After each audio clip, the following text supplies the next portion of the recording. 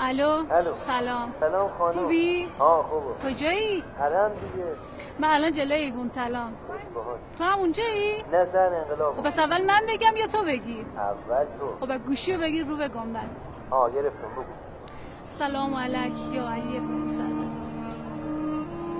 آقا جون خدمتتون عرض کنم الانه که دارم باهاتون صحبت میکنم تو حرم به خواهرت حضرت معصومم.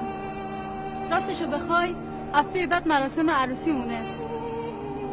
گفتیم اول زندگیمون ازتون بخوام یه عنایتی به ما بکنی، یه لطفی در حق ما بکنی آقا، سایتون از سر ما کم نکنی. آقا جون خودتون که میدونید ما که به غیر از شما و خواهرتون کس دیگه ایام نداریم. تا زمانی هم که شماها رو داریم احتیاجی به کس دیگه ایام نداریم. از خدا خواستیم دوتی بچه به ما بدیم، یه پسر یه دختر. اسم پسرمون رو بذاریم آقا رضا، اسم دخترمون هم بذاریم معصومه خانم. آقا جون تو رو به حق حضرت معصومه، تو رو به حق خواهرت لحظه ای کرم تو اما دریغ نکن. من صحبتام تمام شد.